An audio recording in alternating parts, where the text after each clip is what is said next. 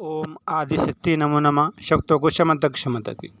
लक्ष्मण के मरने की खबर सुनते ही आखिर क्यों जोर जोर से हंसने लगी उर्मिला। उर्मिला के हंसने का आखिर क्या था रहस्य। बहुत ही सुंदर अद्भुत प्रसंग है। कथा को सुनते रहें। जैसा कि हम सब जानते हैं कि रामायण काल में भगवान श्री राम को 14 वर्ष का वनवास तय हुआ था। उनकी पत्नी सीता ने सहज ही वनवास जाने के लिए स्वीकार कर लिया था, परंतु बचपन से ही बड़े भाई की सेवा में रहने वाले लक्ष्मण भी भला कैसे भगवान श्री राम से दूर हो जाते। लक्ष्मण जी ने माता सुमित्रा से आज्ञा ली और उसके बाद वो अपनी पत्नी उर्मिला के कक्ष की ओर बढ़ ही रहे थे, परंतु मन में ये सोचते हुए जा रहे थे कि माता से तो आशीर्वाद ले लिया है, परंतु उर्मिला से मैं क्या आज्ञा लूँगा, मैं कैसे उसे समझाऊँगा, मैं उसे क्या कहूँगा। यदि बिना बताए जाऊँगा तो वो रो रो के अपने प्राण त्याग देगी, और यदि बताया तो वो साथ जानने की जिद करेगी और कहेगी कि माता सीता भी अपने पति के साथ जा रही है तो मैं क्यों नहीं जा सकती हूँ। यही सोच विचार करके लक्ष्मण जी जैसे ही अपनी पत्नी के कक्ष की ओर पहुँचे तो उन्होंने देखा कि उनकी पत्नी उर्मिला जी आरती की थाल लेकर बाहर उनका इंतजार कर रही थीं। जब लक्ष्मण जी उनके पास पहुँचे तो उर्मिला बोली, तुम व्यर्थ में मेरी चिंता छोड़ दीजिए। आप अपने बड़े भाई की सेवा कर रहे हैं, जो कि सबसे बड़ा धर्म है।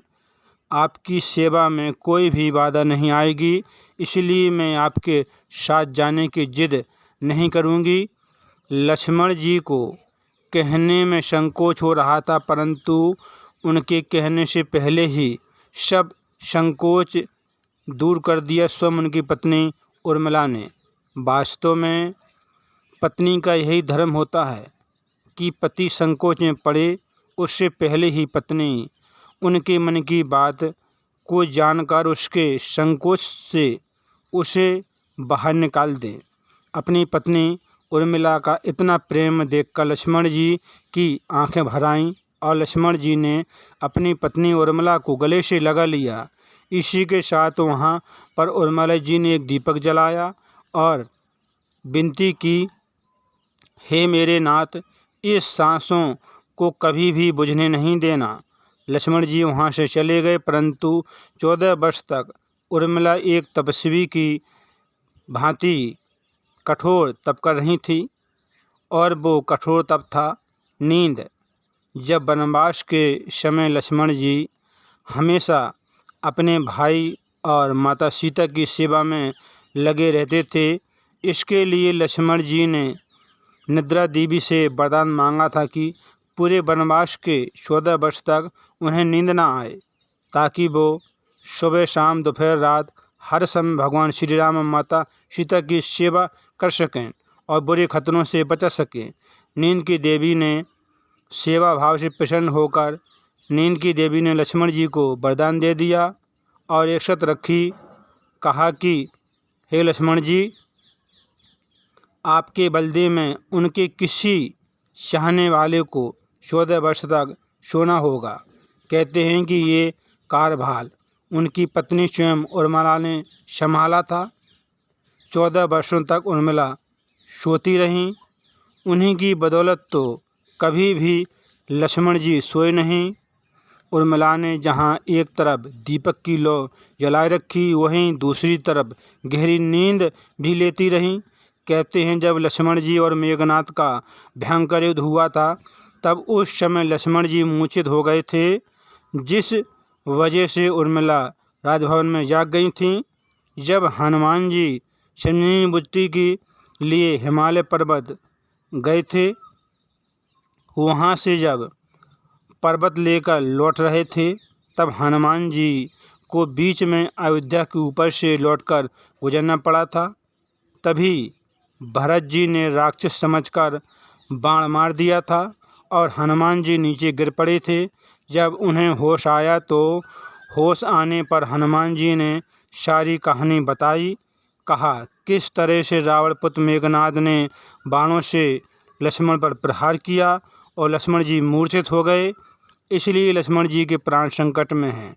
और उनके लिए स्वयं हनुमान जी संजीवनी बूटी लेने गए थे।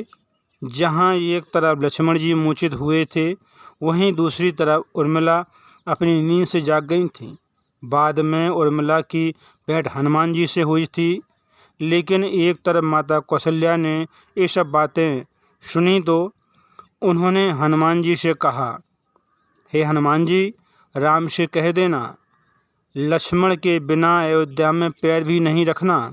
तब ये सब बात माता सुमित्रा ने भी सुनी और कहा, हे हनुमान जी, राम से कहना कि अभी दूसरा मेरा पुत्र शत्रुघ्न मेरे पास है, मैं उसे भी वन में सेवा के लिए भेज दूंगी। मेरे दोनों पुत्र राम की सेवा के लिए ही जन्मे हैं। माताओं का ऐसा प्रेम देखकर हनुमान जी की आंखों में आंसू भर आए और उन्होंने जब उर्मिला जी को देखा तो वो सोचने लगी कि ये स्त्री इतनी शांत और प्रसन्न क्यों खड़ी है। क्या इन्हें अपने पति के प्राणों की कोई चिंता नहीं है। वास्तव में तब उर्मिला ने सुना कि उनके पति के प्राण संकट में हैं तो खड़ी होकर हनुमान जी को देखने लगी। तब हनुमान जी ने पूछा कि आपकी प्रसन्नता का क्या कारण है। आपके पति के प्राण संकट में हैं।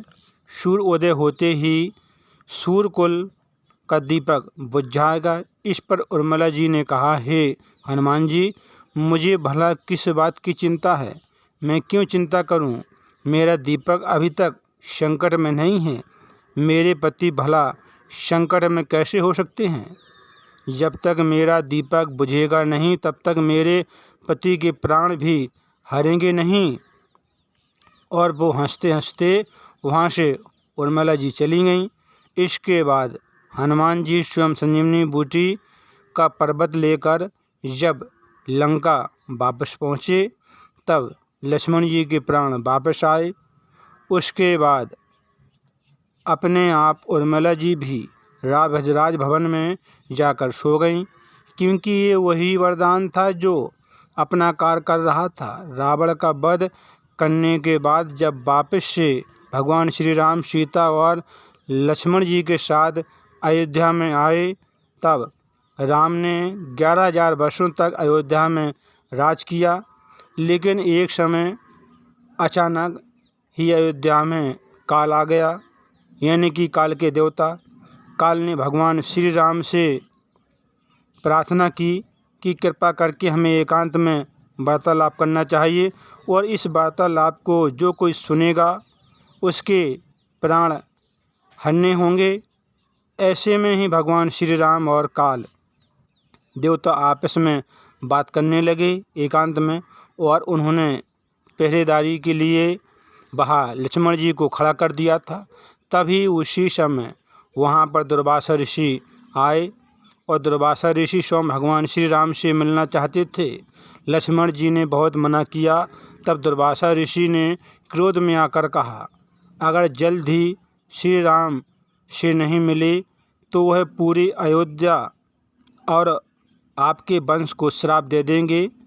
ऐसे में डर के कारण लक्ष्मण जी स्वयं कक्ष में प्रवेश कर गए, जहाँ पर उन्होंने देखा कि वो काल के देवता ही थे जो भगवान श्री राम से बात कर रहे थे, और वो अपने आप ही वहाँ से गायब हो गए। उसके बाद भगवान श्री राम को ना चाहते हुए भी अपने भाई लक्ष्मण को राज्य से निष्कासित करना पड़ा, राज्य से निकालना पड़ा, यानी कि अपना देह त्यागना। ऐसे में लक्ष्मण जी ने जल्द ही राज्य को छोड़कर अपना देह त्याग दिया। जब ये सब बात स्वयं उर्मिला जी को पता चली तो वो उर्मिला जी ज़ोर ज़ोर से हंसने लगीं और हंसते हुए बोली, मेरे पति ने सदैव धर्म का पालन किया है। अपने बड़े भाई भगवान श्री राम का हमेशा उनकी पूजा की है और उनकी सेवा की है, और माता सीता की भी सेवा की है, और आज अयोध्या वासियों को और हमारे वंश को बचाने के लिए उन्होंने अपने ऊपर एक सबसे बड़ा दोष ग्रहण किया है और अपना देह त्याग दिया है।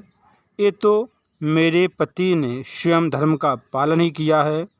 और ऐसे ज़ोर ज़ोर से हंसती हुई उर्मिला जी ने अपने प्राण त्याग दिए। बहुत ही सुंदर अद्भुत प्रसंग था। कथा को सुनते रहें।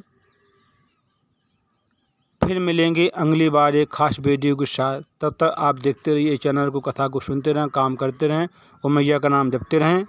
कमेंट बॉक्स में जय श्री राम अवश्य लिखें।